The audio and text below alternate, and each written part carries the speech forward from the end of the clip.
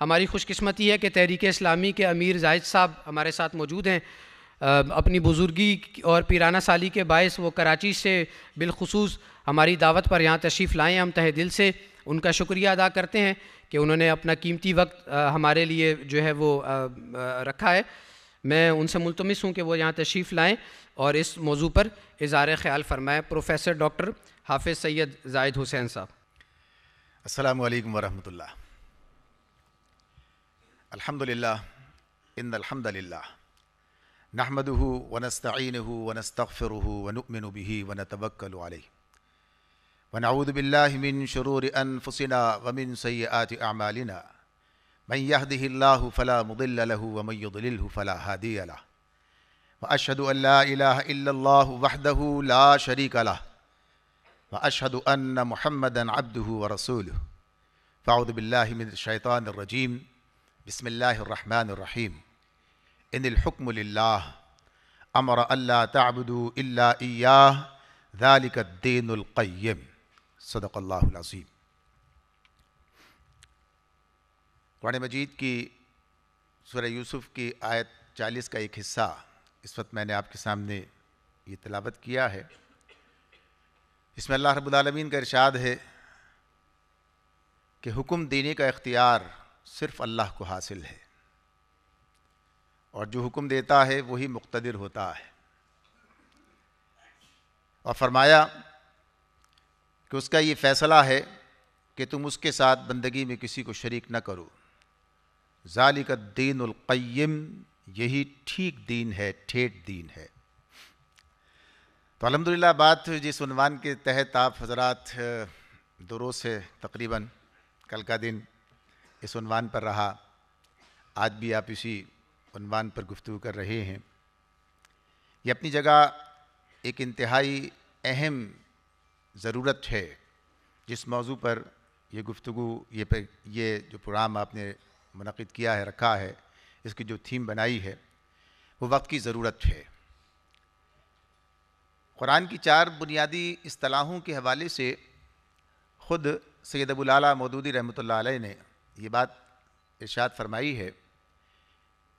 کہ ان اصطلاحات سے ناواقفیت کے نتیجے میں قرآن کی 3/4 سے زیادہ، یہ الفاظ وہ لکھتے ہیں، 3/4 سے زیادہ تعلیم قرآن مجید کی گویا اس پر پردہ پڑ گیا ہے، اور پھر کہتے ہیں بلکہ اس کی اصل روح جو ہے وہ مستور ہو گئی ہے، چھپ گئی ہے۔ اور آج مسلمانوں کے درمیان جو مسائل ہیں اور خود مسلمان کی جو کیفیت ہے کہ عقیدے اور عمل کے اعتبار سے جو نقائص ان کے اندر موجود ہیں،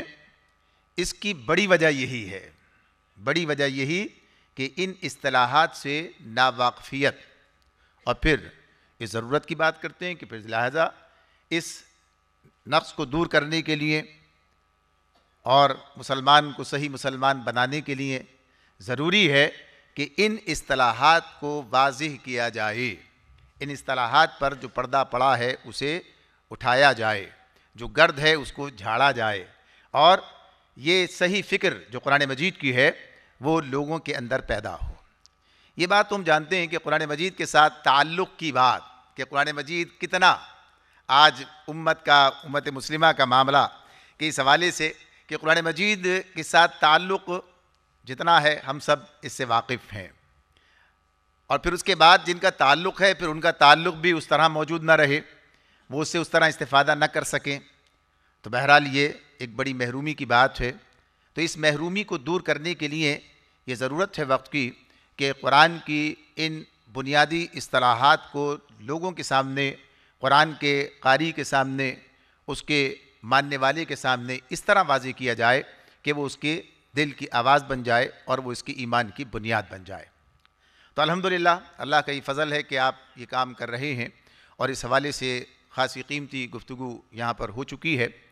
اور جیسا کہ ابھی مجھے معلوم ہوا آپ کی گفتگو ہی سے، پیشرو کی گفتگو سے، کہ اس پر تقریباً بات مکمل ہو ہی چکی ہے۔ الحمدللہ یہ جو کام اس وقت شبان المسلمین نے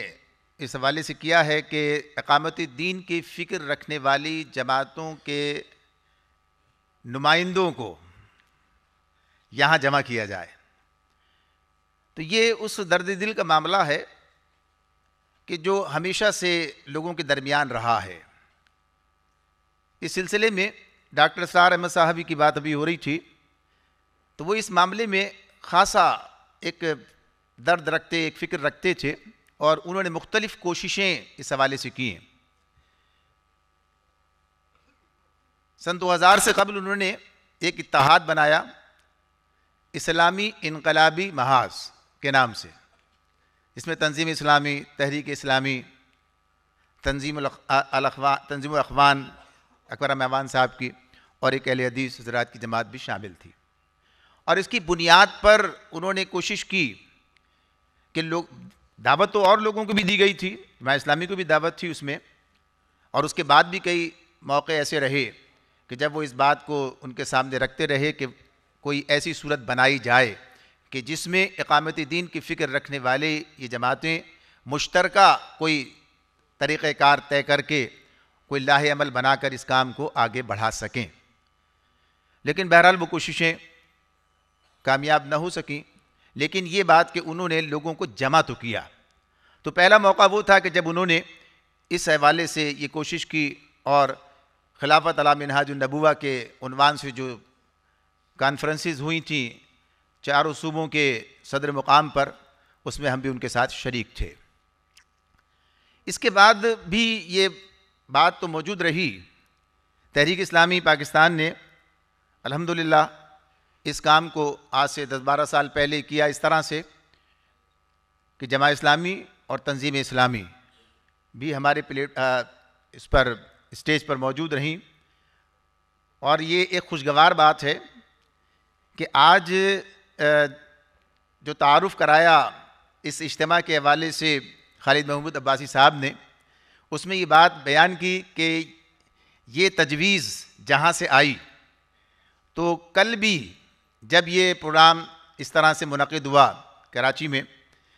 کہ تحریک اسلامی پاکستان کے اسٹیج پر تنظیم اسلامی کے حافظ عاکف سعید صاحب اور جماعت اسلامی کے سید منور حسن صاحب موجود تھے, تو اس وقت بھی اس کے محرک وہی صاحب تھے جو اس وقت کراچی تحریک اسلامی کے پاکستان کے امیر تھے, یعنی ڈاکٹر تسنیم احمد صاحب. وہی اس وقت بھی اس کے گویا کہیے کہ محرک رہے.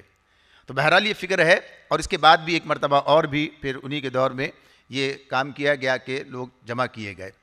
لیکن یہ جمع ہونا اور جمع ہو کر پھر واپس اپنے مقام پر چلی جانا, یقیناً اس کے کچھ فوائد تو ضرور ہوتے ہیں, اور وہ فوائد کسی درجے میں حاصل بھی ہوتے ہیں کہ ایک دوسرے کے ساتھ تعاون کی جو کیفیت اس حد تک, اس سطح تک نظر آتی ہے, اسے ہم محسوس کرتے ہیں. لیکن کوئی قابل ذکر نتیجہ نکل کر آئے, کوئی قابل ذکر کام ہو سکے, اور امت تو خیر بہت دور کا معاملہ ہے, خود پاکستان کے اندر ہی اس بات کو محسوس کیا جائے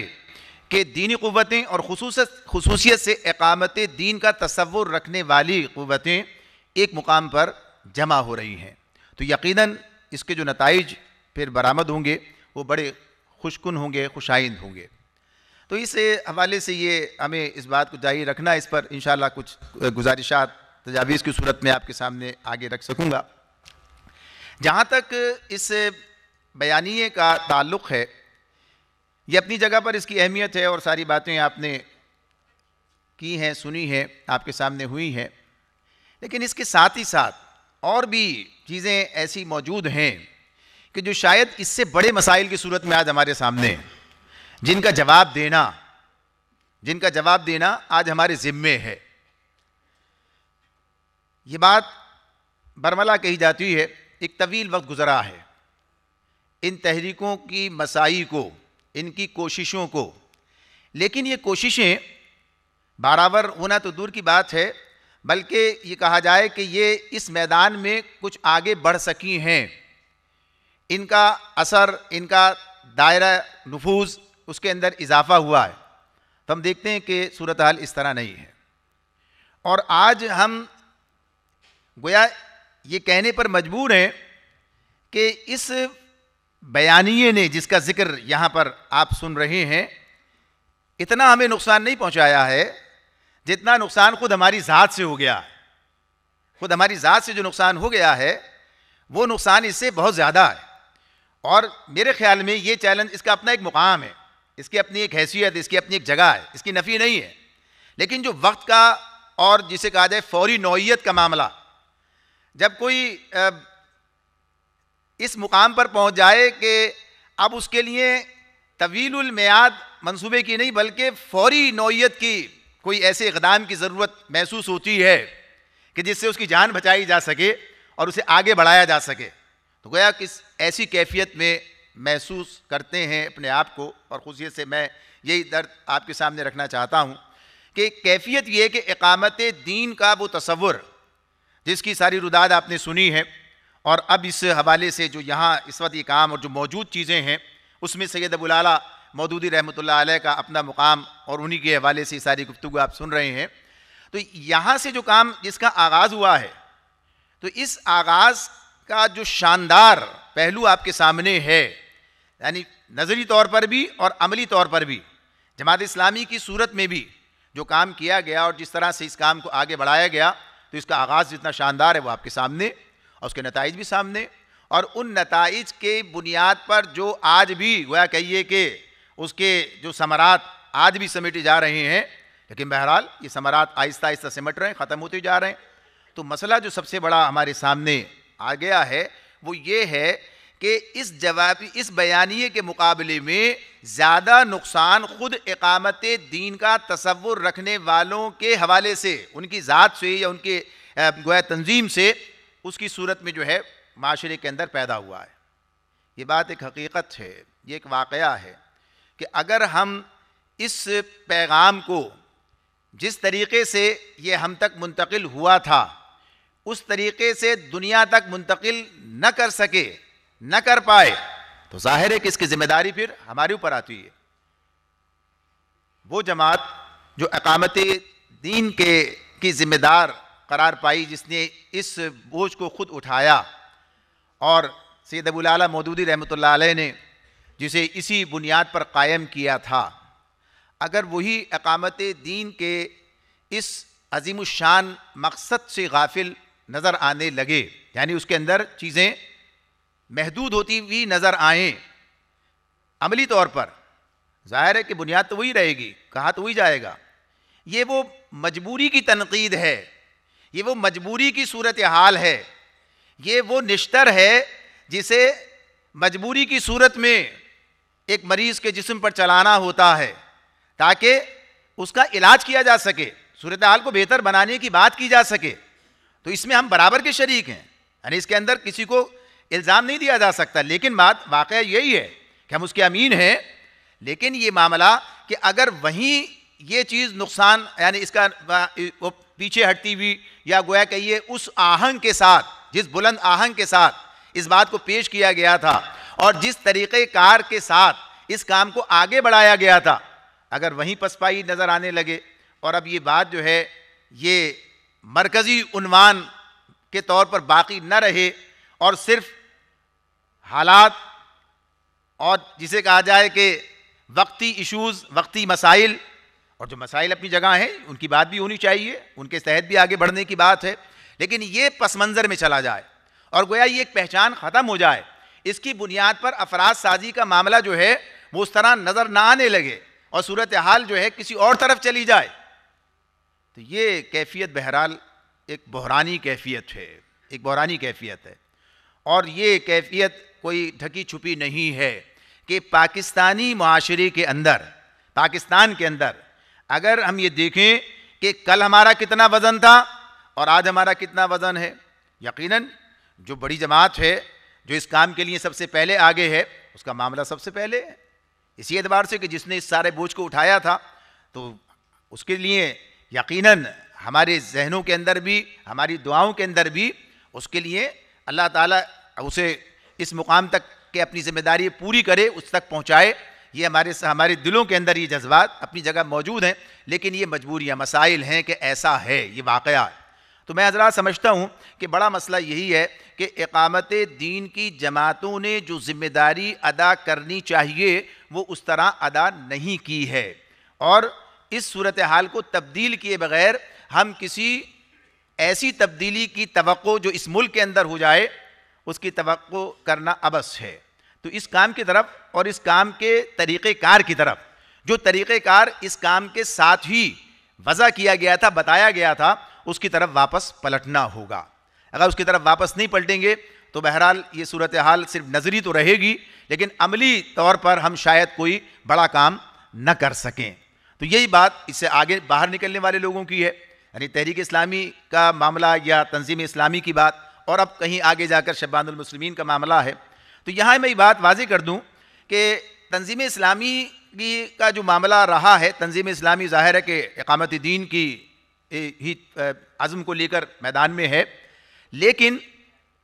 جو فرق اس کے اسی اقامت دین کی جو بڑی جماعت جسے کہا جائے کہ مدر آرگنائزیشن جس سے یہ سب نکلے ہیں، یعنی بات اپنی جگہ ہے. تو جناب ڈاکٹر اسرار صاحب کا جو اختلاف ہے تو وہ بنیادی طور پر مولانا کی فکر کے اس حصے سے ہے، یعنی وہاں سے اختلاف کے اس طریقہ کار کے حوالے سے اختلاف کر کے الگ ہوئے، بالآخر تنظیم اسلامی وجود میں آئی ہے. یعنی اس فکر کے جو طریقہ کار کے حوالے سے ہے اس سے اختلاف کا نتیجہ ہے، مقصد سے نہیں ہے. مقصد تو اپنی جگہ پر آج بھی وہی ہے، کل بھی وہی تھا. لیکن تحریک اسلامی کا معاملہ یہ ہے کہ تحریک اسلامی مولانا سید ابو الاعلیٰ مودودی رحمۃ اللہ علیہ کی فکر اور اس کے طریقہ کار پر اصرار کرتے ہوئے جماعت اسلامی سے الگ ہوئی ہے. یعنی اس کی جو شناخت ہے یہ اسی لیے تاکہ تھوڑی چیزیں واضح ہو کر سامنے آ جائیں کہ وہاں جو معاملہ تھا وہ طریقہ کار کے اختلاف یا اور کچھ چیزیں کہی جا سکتی ہیں، ان کے نتیجے میں ڈاکٹر صاحب کی علیحدگی اور اس کے بعد بالآخر تنظیم اسلامی کا قیام ہے. لیکن تحریک اسلامی کا معاملہ یہ اس کے برعکس ہے، اور وہ یہ ہے کہ جماعت اسلامی میں طریقہ کار کے حوالے سے جو بے اعتدالی اس وقت پیدا ہوئی تھی اور وہ تسلسل کے ساتھ آگے بڑھی، تو اس کے نتیجے میں اس فکر کو، اس طریقہ کار کو جو کہ انہوں نے تجویز کیا تھا اور دعوت کے جو مراحل رکھے تھے اور کام کے جو اس کے ترجیحات رکھی تھیں، انہی کو بنیاد بنا کر اس پر اصرار کرتے ہوئے تحریک اسلامی پاکستان یہ وجود میں آ گئی. تو یہ بہرحال اپنی جگہ پر واقعات ہیں جو سامنے ہیں. اب شبان کے بارے میں تو یہ تازہ معاملہ ہے، تو سب آپ لوگ جانتے ہی ہیں، اس پر تو کوئی بات کرنے کی ضرورت نہیں ہے. لیکن بات اسی وقت، یہ علیحدگیاں اسی وقت وجود میں آ جاتی ہیں کہ جب یہ دیکھ رہے ہوتے ہیں کہ شاید کام جس طریقے سے کیا جا رہا ہے اس طریقے سے ہونا ممکن نہیں ہے. بھائی جب مقصد پر اتفاق ہے، منزل پر اتفاق ہے، پھر علیحدہ ہو رہے ہیں تو اس کا مطلب کیا ہوتا ہے؟ مطلب یہ کہ جس راستے کو اختیار کیا گیا ہے اس راستے سے منزل کا آنا ہماری نظر میں، ہمارے فہم کے مطابق یہ مشکل کام ہے. ناممکن تو اللہ تعالیٰ جانتا ہے، لیکن بہرحال جو قرآن و سنت کا علم ہے اس کی حیثیت سے کبھی بات ناممکن تک چلی جاتی ہے. تو یہ بنیادیں ہیں، یہ چیزیں ہیں. تو بہرحال حکمت عملی کی تبدیلی ہو سکتی ہے، طریقہ کار کی الگ الگ جہتیں ہو سکتی ہیں، فکریں ہو سکتی ہیں، لیکن مقصد کی جو ہم آہنگی ہے یہ ہمیں ملاتی ہے، یہ ہمیں ایک پلیٹ فارم پر جمع کرتی ہے. اور یہ یقیناً اگر اس کے اندر اخلاص مزید بڑھتا رہے اور صورتحال اپنے کام کے ساتھ، یعنی اپنے اصل مشن کے ساتھ، اپنے مقصد کے ساتھ اگر وابستگی اس معیاری درجے پر چلی جائے جیسا کہ ہونی چاہیے، تو انشاءاللہ تعالیٰ یہ اختلاف جو ہے یہ ختم ہوتا چلا جائے گا، یا کم از کم اس کو کہا جائے کہ یہ کم سے کم تر ہوتا چلا جائے گا، اور ایسی صورت پیدا ہوگی کہ یہ کوئی ایسا کام کیا جا سکے جسے ہم کہیں کہ ہاں یہاں پر کوئی نتیجہ خیز ہے. تو یہ اپنی جگہ ایک بات ہے. میں سمجھتا ہوں اس معاملے میں، اس کام کے حوالے سے، کہ جو بڑا مسئلہ فکری طور پر، جیسے یہ بات ایک فکری عنوان ہے اور جس کے اندر ہمیں اپنے خصوصیت کے ساتھ پاکستان کے مسلمانوں کا معاملہ ہے جہاں ہم موجود ہیں. انسان سب سے پہلے اپنے پیروں کے نیچے کی زمین کا ذمہ دار ہے، اپنے جگہ کا جہاں وہ ہے، اپنے شہر کا، اپنے ملک کا، اور اس کے بعد جہاں تک اس کی پہنچ ہو اس کا معاملہ تو بات کا ہے. لیکن یہ بات کہ یہاں پر جو ہم فکری انحطاط دیکھتے ہیں، فکری انحطاط کا معاملہ یہ کہ جیسے پہلے عرض کیا کہ مولانا نے تو خود یہ بات کہی ہے کہ 3/4 تعلیم جو ہے اس کا مسئلہ اس طرح ہے، قرآن کی وہ تعلیم لوگ بلکہ اس سے زیادہ کی بات کرتے ہیں، وہ لوگوں کی نگاہوں سے مستور ہے اور اس کی اصل روح جو ہے وہ ان کے سامنے نہیں رہی ہے. تو اس کا نتیجہ پھر یہ ہمارے سامنے آتا ہے کہ پاکستان میں دینی طبقے کے اعتبار سے اب ایک بڑا مسئلہ یہ بھی ہے کہ دینی طبقہ پاکستان میں ہے کتنا، یعنی دینی طبقے سے مراد کیا ہے، یعنی دینی طبقے سے مراد یہ کہ مجموعی طور پر لوگوں کا مزاج دین سے ہم آہنگ ہے یا اس سے برخلاف ہے. تو اس کو دیکھ سکتے ہیں. مولانا مختار گل صاحب اس حوالے سے بات کرتے ہوئے وہ اکثر عیسیٰ علیہ السلام کے دوسرے ساتھی کے حوالے سے بات کرتے تھے, اور وہ ایک حکایت بیان کرتے کہ عیسیٰ علیہ السلام کے پاس ایک شخص آیا اور اس نے آ کر یہ ان سے درخواست کی کہ میں آپ کے ساتھ رہ کر کچھ علم سیکھنا چاہتا ہوں, کچھ دین کے راستے پر کچھ شریعت کا علم حاصل کرنا چاہتا ہوں, لہٰذا مجھے اپنے ساتھ رہنے کی اجازت دیجیے. جب وہ انہوں نے اپنے ساتھ اسے رہنے کی اجازت دی ہے, دوپہر کھانے کا وقت ہو گیا ہے, سفر میں ہے, تو کہا کہ آئیے کھانا کھاتے ہیں. جب وہاں پر بیٹھے ہیں تو عیسیٰ علیہ السلام نے جب اپنا توشہ کھولا, 3 روٹیاں ہیں اور ایک روٹی خود کھائی, ایک اس صاحب نے جو تشریف لائے تھے انہوں نے کھائی, تیسری روٹی رہ گئی اور وہ چلے گئے نہر کے کنارے پر بیٹھے تھے, وہیں چلے گئے پانی پینے, ہاتھ دھونے, جو کام کرنے گئے. واپس آئے تو دیکھا تیسری روٹی غائب تھی. تیسری روٹی غائب تھی. پوچھا اس سے کہ بھائی یہ تیسری روٹی کہاں چلی گئی؟ تو اس نے کہا مجھے نہیں معلوم تیسری روٹی کہاں چلی گئی ہے. اس کے بعد خاموش ہو گئے, چلے آگے چلے. پھر کھانے کا وقت ہوا ہے تو انہوں نے ایک ہرنی کے ساتھ 2 بچے ہیں, اسے بچے کو آواز دی ہے, بلایا ہے, بچہ آیا ہے, اسے ذبح کیا ہے, اسے تیار کیا ہے, کھایا ہے اس کا گوشت, اور اس کے بعد اس کی ہڈیاں جمع کر کے اس کی کھال میں رکھ کے کہا قم باذن اللہ, اللہ کے حکم سے زندہ ہو جا. ان کا ایک معجزہ اللہ نے جو انہیں عطا کر رکھا تھا, تو وہ زندہ ہو کے چلا گیا اپنی ماں کی طرف. پھر اس شخص سے کہا کہ اس رب کی قسم جس نے یہ معجزہ تجھے میرے ذریعے دکھایا ہے, جس نے میرے ذریعے سے یہ معجزہ تجھے دکھایا, اس رب کی قسم یہ تیسری روٹی کہاں گئی؟ وہ پھر کہتا مجھے نہیں معلوم ہے. اس کے بعد چلے آگے, اور پھر دریا راستے میں آیا, ہاتھ پکڑا, ایسے لے کے چلے گئے. پھر پار ہونے کے بعد پھر کہا تجھے اس رب کی قسم جس نے تجھے یہ معجزہ دکھایا ہے میرے ذریعے, تیسری روٹی کہاں گئی ہے؟ پھر یہی کہتا ہے کہ تیسری روٹی مجھے نہیں معلوم کہاں گئی ہے. پھر آگے چل کر ریت کے جہاں صحرا میں پہنچتے ہیں, ریت کے 3 ڈھیر بنا کر, اور پھر کہتے ہیں اللہ کے حکم سے سونا بن جا, اور سونا بن جاتا ہے. تو کہتے ہیں ایک تیرا, ایک میرا, اور ایک تیسرا اس کا جس نے تیسری روٹی لی ہے, کھائی ہے. اب وہ سینہ ٹھوک کے کہتا ہے تیسری روٹی میں نے لی ہے. تو اس کے بعد وہ یہ کہتے تھے کہ آج کے مسلمان کی صورتحال, اور مسلمان یعنی پاکستان کے حالات کے اس اعتبار سے, وہ اس وقت تک سچ بولنے کے لیے تیار نہیں ہے جب تک اس کے مفاد کا معاملہ نہ ہو. مفاد کا معاملہ ہوگا تو سچ بولے گا, ورنہ یہ ہمارے معاشرے کی صورتحال حقیقتاً واقعتاً ہے. جھوٹ پر جس طریقے سے جو صورتحال بنی ہوئی ہے, آپ سب اسی معاشرے میں رہتے ہیں, جو عمومی طور پر صورتحال ہے, عمومی کیفیت ہے, جو جہاں جائیے آپ لوگ یہ شکایت کرتے ہوئے نظر آتے ہیں کہ لوگ صحیح بات نہیں کہتے. ہو سکتا ہے بعض اوقات شکایت کرنے والے بھی اسی مقام پر کھڑے ہوتے ہیں, شکایت کرنے والے بھی, تو بحیثیت مجموعی یہ مزاج بنا ہوا ہے. تو ایک طرف تو یہ مزاج ہے کہ دین کا جو بنیاد, یعنی جس کے بارے میں بالکل واضح ہے قول و فعل کا تضاد نہیں ہونا چاہیے, سچ بولنا چاہیے, یہ ساری چیزیں, لیکن جھوٹ پر اس معاشرے کی گویا کہیے کہ تعمیر ہو رہی ہے, اس طرح بنیاد میں وہ موجود ہے. یہ کیفیت ہے. تو ایک تو یہ کہ اسے تبدیل کرنا, اس معاشرے کو جتنا بڑا حصہ دین سے دور ہے اسے دین کی طرف لانا کتنا بڑا چیلنج ہے, کتنا بڑا کام ہے جو ہمیں کرنا ہے. پھر جو دین کی طرف آنے والا طبقہ ہے جس نے اپنے آپ کو اس طریقے سے معاشرے کے اندر منوا لیا ہے کہ اگر آج کہیں کوئی دینی تصور کا, یعنی جو حلیے سے ویسے اگر لوگ دیکھتے ہیں عام طور پر, تو اسی طبقے کی طرف, یعنی واضح طور پر کہا جائے تبلیغی جماعت سے تعلق ہے, بڑا حصہ ہے. دیکھیے تبلیغی جماعت ہو یا دعوت اسلامی ہو, یہ دونوں اپنے اپنے حیثیت کے اندر بڑے دینی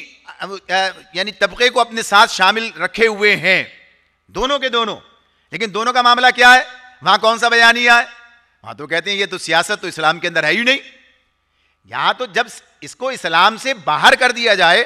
اور اتنے زور سے بیعت نہیں ہوتی, اس پر کوئی کتاب وہاں پر اس طرح پیش نہیں کی جا رہی ہے, لیکن ذہن سازی اس طرح سے کر دی گئی ہے کہ اب لوگ صرف اسی دائرے کے اندر جو فضائل کا ہے, اسی دائرے کے اندر جو تعلق کا دائرہ دوسری جگہ پر اس کو اس طرح واضح کیا گیا, اس پر رہتے ہوئے اپنی آخرت, اپنی عاقبت کو محفوظ بنانے کی کا تصور رکھتے ہیں. بات ہی نہیں سمجھ میں آتی. یعنی بات جو ہے تو ایک چیلنج ہے یہ اس کو یہ بات کہ اپنی جگہ پر کہ دین کا صحیح تصور پیش کرنا اور یہ دین کے غلبے کا تصور, اللہ تعالیٰ کے مقتدر ہونے کا تصور, ایسے حالات میں جب اس ملک کے دستور میں یہ لکھا ہے کہ اللہ تعالیٰ کو اقتدار اعلیٰ اللہ تعالیٰ کو حاصل ہے, یعنی پاکستان کا دستور ہے یہ, اس میں یہ بات لکھی ہوئی ہے, لیکن اس کے باوجود صورتحال کیا ہے؟ صورتحال اس کے بالکل برعکس ہے, حالات کچھ اور ہیں. اسی دستور کے محافظوں کا حال یہ ہے. دوسرا مسئلہ یعنی اس اعتبار سے جو بدعنوانی کا معاملہ ہے, ظلم کا معاملہ ہے, مولانا مختار گل صاحبی جن کا ذکر میں نے ابھی کیا تھا, بڑے ظاہر ہے کہ جو گزر جاتے ہیں لوگ, پھر ان جیسے لوگ دستیاب مشکل سے ہوتے ہیں, یہ بھی ہمارا ایک مسئلہ ہے. یہ بھی ہے کہ اگر جو لوگ چلے گئے ان جیسے لوگ, ان کی طرح کے لوگ, ان سے کچھ ملتے جلتے وہ ہمیں نہیں دستیاب ہوتے ہیں. یہ شخصیات سازی کا, یہ جو افراد سازی کا کام ہے, اس اعتبار سے کہ علم کے اعتبار سے, تقویٰ کے اعتبار سے یہ بھی ہماری ایک ضرورت ہے اور بہت بڑی ضرورت ہے. تو بہرحال وہاں وہ انہوں نے جب یہ نواز شریف صاحب کا دور حکومت تھا اور رفیق تارڑ صاحب جو ان کے دور میں صدر تھے, اس دور کی بات ہے, تو یہ اسی بات کا یعنی اصلاح احوال کی کوشش کا حوالہ, تو وہاں گئے ان کے پاس, رفیق تارڑ سے ملاقات کرنے کے لیے گئے, طے کیا ملاقات کے لیے گئے. وہاں جا کر انہوں نے ان کے سامنے مقدمہ ابن خلدون سے ایک حکایت وہاں سے جیسے یہ تھی تو ایسی بادشاہ بہرام کا ایک واقعہ اس میں ان کے سامنے رکھا اور بتایا کہ بادشاہ بہرام اور یہ ان کے ساتھ ان کا ایک جسے مصائب حکیم موبزان, ان کا واقعہ سنایا. ابن خلدون میں یہ ہے, مسعودی کے والے سے بھی اس کے بیان کیا جاتا ہے. تو اس میں وہ کہتے ہیں کہ اس کا جو دور ہے بادشاہ بہرام کا, وہ بڑا ظلم کا دور ہے اور ساری تفصیل ہے اس کی. پھر وہ اس میں کہتے ہیں کہ یہ جب ایک جگہ کبھی ایک میں تو ہے کہیں سفر میں گئے تھے, دوسری جگہ یہ بات ہے کہ یہ باغ میں ٹہل رہے تھے اس کے ساتھ میں, تو الو کے بولنے کی آواز سنی. الو کے بولنے کی آواز سنی. بادشاہ بہرام نے کہا حکیم صاحب یہ الو کیا کہہ رہا ہے؟ تو حکیم موبزان نے کہا موقع دعوت بھی موقع کی مناسبت سے موقع تلاش کرتی ہے. تو انہوں نے کہا کہ یہ ایک نر الو ہے جو کسی مادہ الو کو اپنے رشتے کا پیغام دے رہا ہے, شادی کرنا چاہتا ہے. انہوں نے کہا اچھا, کیا جواب دیا؟ مادہ الو نے کیا جواب دیا؟ انہوں نے کہا کہ جی مجھے مہر میں 20 ویران گاؤں چاہیے, 20 ویران گاؤں مجھے چاہیے. اچھا پھر نر الو نے کیا جواب دیا؟ کہا نر الو نے کہا ارے بادشاہ بہرام کی حکومت سلامت رہے, 20 کیا ہزاروں ویران گاؤں دوں گا. بادشاہ کو چپ لگ گئی اور بعد میں پوچھا کہ بھائی کیا مطلب ہے؟ پھر بتایا کہ جو ظلم آپ نے روا رکھا ہے, جو صورتحال آپ نے پیدا کر رکھی ہے, یہ جو آپ کے مصاحبین ہیں جن کے ذریعے سے سب کچھ یہاں پر ظلم کا بازار گرم ہے, یہ تو حکومت ہو کے یہ تو بستیوں کے ویران ہونے کا سبب بنتا ہے. اسے سمجھایا تو مولانا مختار گل صاحب نے یہ سنا کے رفیق تارڑ صاحب کو, بظاہر مشرع آدمی تھے, ان کو یہ سنا کر کہا کہ آپ نواز شریف کے حق میں حکیم موبزان کا کردار ادا کریں. لیکن مسئلہ یہ ہے کہ یہاں حکیم موبزان کا کردار ادا کرنے والے موجود نہیں ہیں. یعنی صورتحال کہ ظلم کا جو معاملہ ہے, کہ جو معاشرے کے اندر ظلم اور ظلم کا معاملہ اس وقت اس طرح سے بڑھتا جا رہا ہے کہ ہر سطح پر یہ بدعنوانی صرف اوپر کی سطح پہ نہیں ہے. آپ جانتے ہیں جہاں جو شخص جس درجے میں اپنے آپ کو ذرا دیکھے پہچانے تو آپ کو اپنے گرد و پیش ظلم ہی ظلم نظر آئے گا, یعنی نیچے سے اوپر تک یہی ہے. یہ جو مولانا نے اپنی ایک اس میں گفتگو میں بات بتائی ہے, کہا ہے, ان کی تحریر موجود ہے کہ یہ جو قیادت ہے یہ اسی زہریلے دودھ کا مکھن ہے, اسی زہریلے دودھ کا. یعنی جو یہ بات ہے تو یہ سوچنا کہ شاید حکومت بدل جائے, قیادت بدل جائے تو سب کچھ ٹھیک ہو جائے گا, نہیں. یہ تو جو طریقہ کار ہے, یہ جو تطہیر افکار ہے, یہ جو تعمیر سیرت ہے, یہ جو اصلاح معاشرہ ہے, یہ کام کرنا پڑے گا. یہ معاشرے کو اسلام کے مطابق تیار کرنا, معاشرے میں اسلام کی پیاس, حقیقی پیاس, مصنوعی نہیں. ویسے آپ دیکھتے ہیں کہ سروے ہوتے ہیں اور آتے ہیں صاحب اتنے لوگ اسلام چاہتے ہیں جن کی اپنی زندگی میں اسلام موجود نہیں ہوتا ہے. یعنی یہ حقیقی پیاس کا مطلب ہی یہ ہے کہ جہاں تک میرے بس میں ہے وہاں تک تو اسلام پر عمل کیا جائے، اور اس کے بعد پھر بات یہ ہے کہ آگے بڑھ کر جہاں اجتماعی معاملات سامنے آ جائیں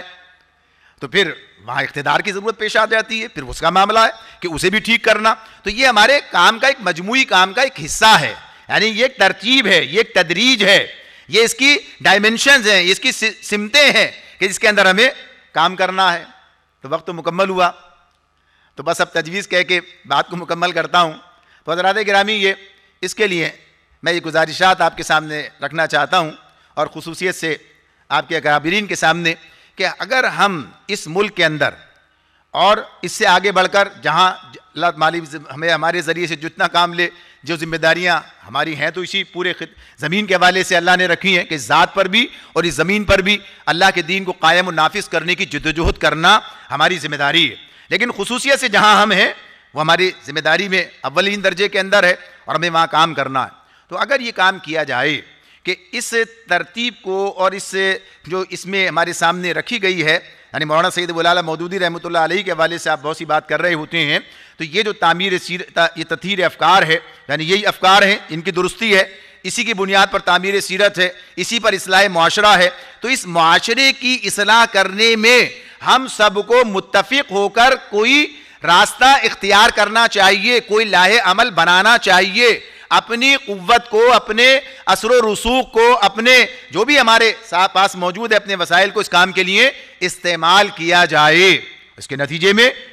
انقلاب قیادت بھی ہوگا. انقلاب قیادت بھی ہمارے پیش نظر ہی رہے گا. ظاہر ہے کہ اقتدار جب ہم کہتے ہیں کہ اللہ کو حاصل ہونا چاہیے تو وہاں تک پہنچنا زبانی طور پر ہے، عملی طور پر ہی کام کیا جائے. تو اس لیے کہ یہ کام اس حوالے سے کہ یہ جو قیادت ہے، یعنی کم از کم اس سطح پر، کوئی اور سطح ممکن نہیں ہے. بہت سارے تجربے ہوئے ہیں. ابھی پہلے ایک مجلس مشاورت اسلامی کے عنوان سے قاضی ظفر الحق صاحب نے بہت جماعتوں کو جمع کیا، سالوں لگے رہے، تنظیم اسلامی میں بھی رہے تھے، خلافت کے عنوان سے بھی جماعت بنا رکھی ہے، لیکن کوئی نتیجہ نکلا نہیں ہے. ہم ان کے ساتھ بھی کچھ عرصے چلتے رہے. لیکن قیادت کی سطح پر کوئی ایسی صورت بنائی جائے کہ جہاں ہم بیٹھ کر کوئی ایسی صورت بنا سکیں کہ ملک کے اندر اصلاح احوال کے حوالے سے اپنے اہداف کو طے کر کے ان اہداف کی طرف پیش قدمی کرنے کا کوئی راستہ نکالا جائے. اور اسی طرح سے یہ بات بھی ضروری ہے کہ درد دل رکھنے والے علماء تک ہم پہنچیں، یعنی ان تک بھی پہنچ کر اور انہیں اس کام کے لیے آمادہ کریں کہ وہ اپنے اثر و رسوخ کو، اپنی جو فہم ہے اس کو اس مقصد کے لیے استعمال کریں. یعنی جو اصل مقصد ہے اسلام کی ترویج کا، اسلام کے قیام کا، اور جو گویا کہیے کہ آج کی ضرورت ہے. اور آخری بات کے طور پر یہ بھی عرض کرنا چاہتا ہوں کہ اصطلاحات کا معاملہ صرف اتنی اصطلاحات تک ہی محدود نہیں ہے. یہ تو بڑی بنیادی اصطلاحات ہیں، لیکن وقت کی ضرورت کے اعتبار سے جو صورتحال بنتی جا رہی ہے، جس کے لیے ابھی آپ نے سنا تھا فلسطین کے حوالے سے، آج ظاہر امت کا وہ تصور پیش کرنا، امت کے حیثیت سے وہ کام کرنا، یہ بھی ہماری ضرورت ہے. یہ بھی ایک بڑا بنیادی کام ہے. یعنی امت کی اصطلاح بھی گویا کہیے کہ یہ بھی آج اپنے اس اصل تصور کے ساتھ موجود نہیں ہے. گو کہ فلسطین کا مسئلہ یہ بتا رہا ہے، اس پر قومی کیفیت یہ بتا رہی ہے کہ کچھ نہ کچھ اس چنگاریاں اس خاکستر کے اندر موجود ہیں جنہیں لے کر اسے شعلہ جوالا بنایا جا سکتا. تو بہرحال امت کے تصور کے تحت یہ کام کیا جائے کہ جس کے نتیجے میں یہ فلسطین جیسے مسئلے، کشمیر جیسا معاملہ، ان مسائل کے حل کی بھی کوئی صورت نکلتی ہو تو اس میں وہ علماء کا کردار. اور اسی حوالے سے خصوصیت سے یہ جو دہشت گردی کی اصطلاح ہے، یہ جو دہشت گردی کی اصطلاح استعمال ہوئی ہے، اور اس اصطلاح کے حوالے سے کوئی مؤثر اس کی تشریح اور اس کے اعتبار سے ہماری طرف سے، یعنی مسلمانوں کی طرف سے ان پر یہ الزام لگایا گیا، جہاد کو دہشت گردی قرار دیا گیا، یہ معاملہ اس کو اس طرح سے پیش کر دیا گیا. تو ان کی متفق کوشش علماء کے ذریعے سے ان کو ساتھ ملا کے کی جائے کوشش کہ ان کی صحیح تشریح اور اس کو اتنے زور کے ساتھ، اتنے گویا کہ یہ طاقت کے ساتھ اسے جو ہے معاشرے کے اندر اور دنیا کے اندر پیش کیا جائے کہ وہ اپنے آپ کو منوائے. یعنی جو واقعہ ہے، یعنی صحیح تعریف، درست تعریف. یہ آج تو ہم اس صورتحال کے اندر ہیں کہ آج خود ہمارے ملک کے اندر اور ہمارے لوگوں کے اندر یہ چیز جو ہے پوری طرح واضح نہیں ہے، ان کی سمجھ میں نہیں آتا. کسی کو جہادی کہتے ہیں، کسی کو فلاں کہتے ہیں، کسی کو، یعنی ایک الگ ہی عنوان ہے، الگ ہی چیزیں ہیں جو لوگوں کے ذہنوں میں. حالانکہ جہاد تو ہمارا دین کا ایک بڑی بنیاد، اس کا کوہان ہے، اس کی حیثیت ہے اس کی اپنی جگہ پر، لیکن اس کی صحیح تعریف، اس کا صحیح تشریح، اس کے اس بارے میں پوری طرح سے واقف ہونا، یہ آج ہماری قوم کا ایک بھی مسئلہ ہے. امت دنیا کا تو مسئلہ ہے ہی کہ دنیا کو جو پروپیگنڈا کر کے آج جہاد کے حوالے سے اور دہشت گردی کے حوالے سے جو چیزیں بیان کی گئی ہیں وہ بالکل اس کے برعکس ہیں، جو کہ حقیقت ہے. جو حقیقت ہے اس کے برعکس ہے. جب حقیقت کو صحیح طور پر پیش کر دیا جائے، سامنے لایا جائے، تو انشاءاللہ تعالیٰ یہ کیفیت بدلے گی. تو یہ ساری بہت سی اس کے علاوہ بھی ہماری ذمہ داریاں ہیں. جب ہم اپنی ذمہ داریوں کو اپنے معاشرے کے تناظر میں دیکھتے ہوئے ادا کرنے کی کوشش کر رہے ہیں، لیکن جب یہ کوششیں مشترکہ ہوں، مجتمع ہو کر کی جائیں، جہاں جہاں جس جگہ پر ممکنات ہیں، تو انشاءاللہ تعالیٰ اس کے بہتر نتائج سامنے آئیں گے. ورنہ تو بہرحال کام ہو رہا ہے، کام جاری ہے. صرف اپنے اللہ تعالیٰ اقامت دین کی جدوجہد، اپنے معاملے کو اللہ تعالیٰ کے حضور معذرت کا سامان پیش کرنے کے لیے، اپنے معاملے کو ٹھیک کرنے کے لیے سب لوگ لگے ہیں. لیکن اسی میں یہ کام بھی کہ اگر یہ مشترکہ کوئی صورتحال ایسی اس معاشرے کی اصلاح اور پاکستان میں اسلامی نظام کے قیام کے حوالے سے کوئی ایسا فورم بنے، کوئی ایسی سوچ پیدا ہو جائے، کچھ ایسے لوگ جمع کر لیے جائیں کہ جو اس کام کو اس حوالے سے